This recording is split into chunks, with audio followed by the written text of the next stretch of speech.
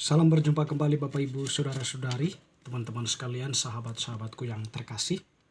Pada kesempatan ini saya mengajak kita kembali lagi mempersiapkan sedikit waktu kita untuk mendengarkan sabda Tuhan yang kita ambil dari penginjil Matius bab 11 ayat 2 sampai 11.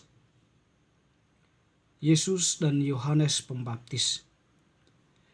Di dalam penjara Yohanes mendengar tentang pekerjaan Kristus, lalu menyuruh murid-muridnya bertanya kepadanya, "Engkaukah yang akan datang itu, atau haruskah kami menantikan orang lain?"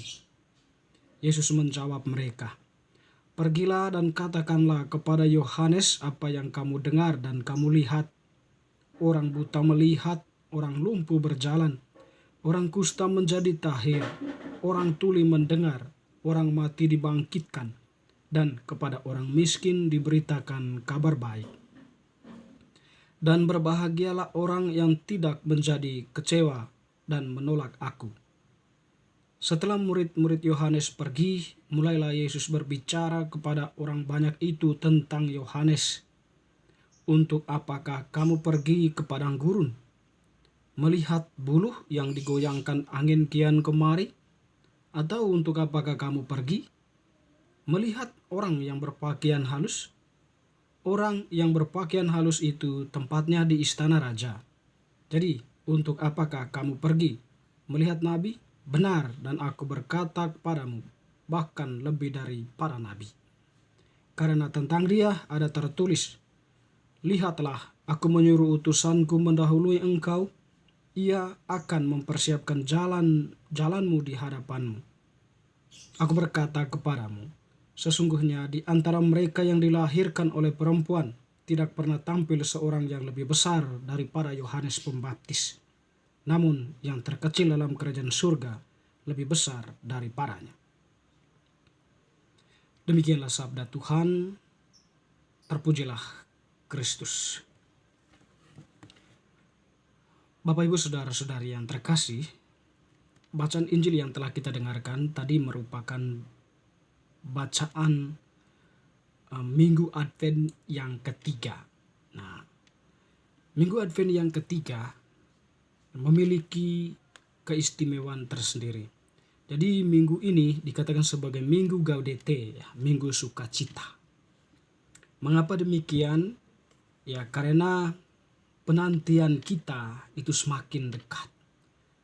Kita tidak lagi berada dalam posisi penantian eskatologis, tetapi penantian kita sekarang adalah penantian kelahiran. Bentar lagi kita akan merayakan Natal. Dengan demikian, penantian itu lebih pada kita menantikan kelahiran Tuhan.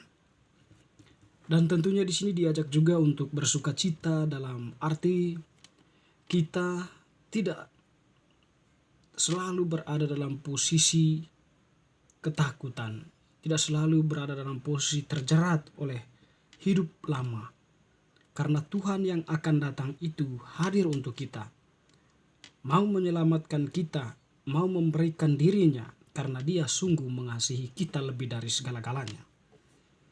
Bacaan Injil yang ditampilkan pada hari Minggu Gaudete ini, pada hari Minggu Advent yang ketiga ini, menampilkan dua poin penting sekiranya. Yang pertama, berkaitan dengan Yohanes Pembaptis yang berada dalam posisi keraguan. Jadi saat ini Yohanes berada dalam penjara. Jadi dari dalam penjara dia mendengar tentang pekerjaan Kristus, tetapi karena tidak melihat secara langsung, dia mencoba untuk menyuruh murid-muridnya bertanya kepada Yesus, "Engkaukah yang akan datang itu, ataukah harus kami menantikan orang lain?" Nah, di sini tentu Yohanes Pembaptis ya dalam posisinya dalam kesendirian di penjara, tidak melihat pekerjaan-pekerjaan Kristus secara langsung, tentu ada sebuah keraguan ya, atau ada sebuah pertanyaan yang mungkin berkecamuk dalam diri Yohanes ya. Betulkah Yesus ini adalah Mesias yang dijanjikan atau yang telah diberikan kesaksian olehnya kepada orang banyak?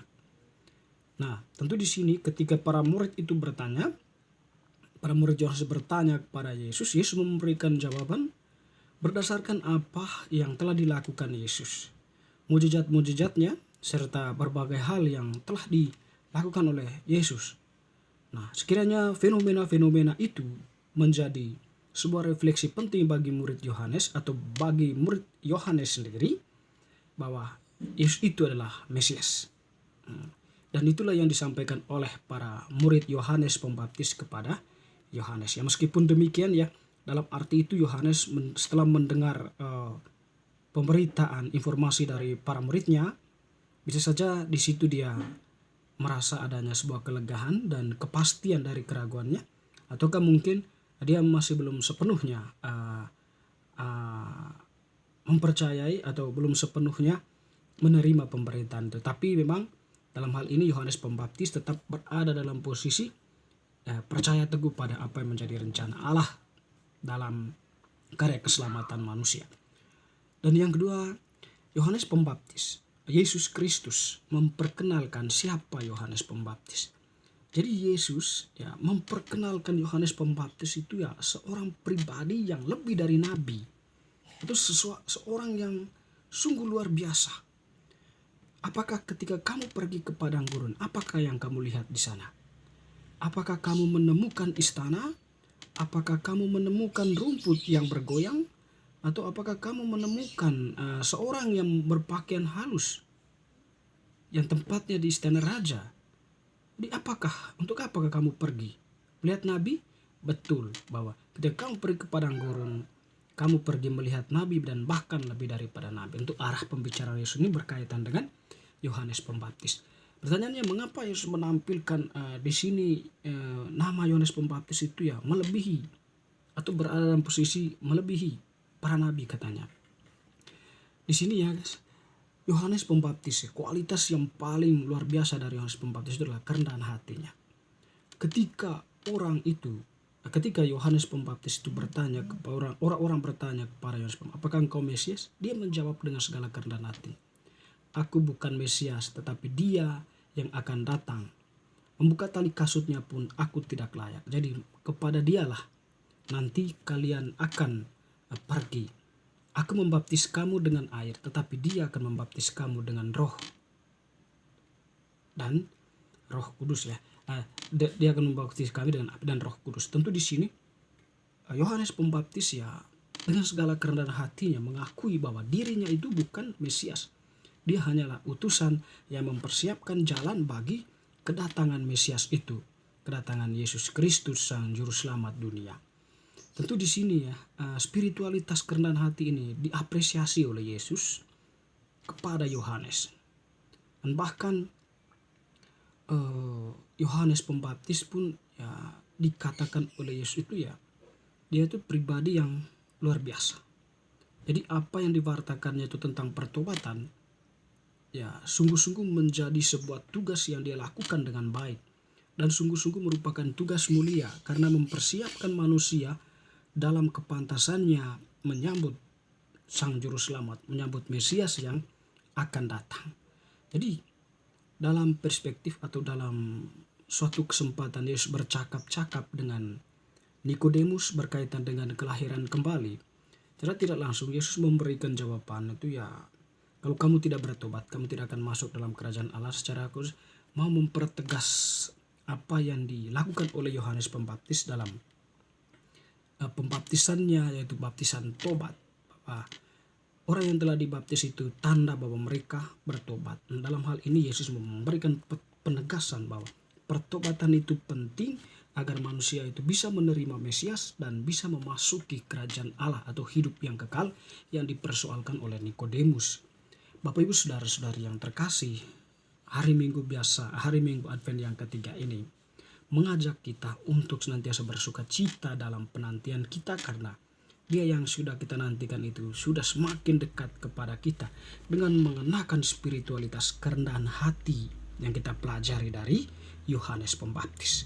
Kerendahan hati itu akan memungkinkan kita tampil sebagai pribadi-pribadi yang sederhana, pribadi-pribadi yang bersih, pribadi-pribadi yang diterima oleh semua orang, baik di hadapan manusia maupun di hadapan Allah. Semoga bacaan hari Minggu Advent yang ketiga ini semakin meneguhkan iman kita, secara khusus penantian kita akan kedatangan Mesias, Sang Juru Selamat kita. Amin.